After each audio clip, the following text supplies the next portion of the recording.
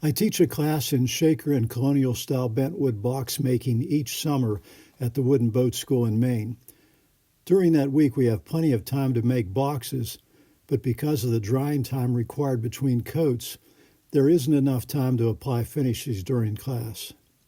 At the end of the week-long class on Friday each year, the participants are working hard to finish their boxes before returning home, so we tend to cover finishing boxes quickly and probably incompletely. With that in mind, about a year ago, I made a video so that the students, and anyone for that matter, could get more information on my thoughts on finishing the boxes. In that video, I really only talked about wood stains and polyurethane. But today I'm going to finish some Shaker-style carriers differently. For these carriers, I'll be using wood dye and milk paint. The dye on the inside of the carriers gives a nice contrast to the milk-painted exteriors. This additional information on finishing bentwood boxes may be of interest to you. Before we begin, let me say that there are many different ways to finish these carriers. This is just one of those ways, but perhaps you'll like this finish as much as I do. After fitting the bottoms and handles, but prior to putting the carriers together, the first step is to sand all the carrier pieces through 320 grit. These carriers are made from cherry. After sanding, dust them off and then wipe them clean with some denatured alcohol on a clean white rag. Then mix up some wood dye. I'm using TransTint medium brown purchased through Woodcraft Supply. Once mixed, it can be stored for a very long time. Here I'm using an old pimento glass jar to store the leftover dye. It's important to note that the molecules in wood dye are much smaller than the molecules of wood stain. This is important because the wood dye may actually penetrate the whole way through the roughly 1/16 inch thick bands. Stain wouldn't do that. That's not a problem, though, because today we're going to dye the inside of the bands first, and then we're going to milk paint the outside so any seepage will be covered up. In these pictures, I've applied the dye to the inside of the bands and all surfaces of the bottom boards. The chip brush I used can be cleaned completely with some acetone and stored with the dye and a mixing stick, ready for the next time. Once the inside of the bands are dry, I protect the edges of the spacers that I used earlier in the building process with some clear Scotch tape, and I put those spacers back into the bands. This allows me to coat the top and bottom edges of the bands with the milk paint without getting any paint on my fingers or the inside of the bands. Additionally, the holes in the spacers are a handy place to hold onto the bands while painting. In the next photo, I've mixed up some powdered Barn Red milk paint. I've mixed the powder with hot water. Notice the used yogurt cups.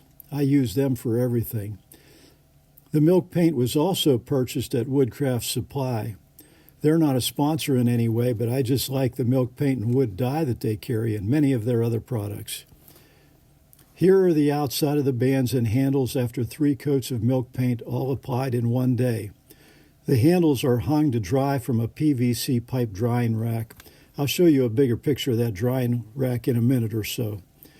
After the milk paint has a couple of days to cure completely, the next step is to sand the paint until it's silky smooth. I typically use 320 grit sandpaper, followed by a piece of Scotch-Brite. Any small amount of paint that remains on the copper tack heads can be removed with a Dell box cutter blade, the edge of it. Now it's time to attach the handles and the bottoms. Once that is done, and before I apply a sealer coat of polyurethane to the boxes, I once again wipe down the carriers with denatured alcohol to completely remove any sanding dust that may remain. Milk paint is porous.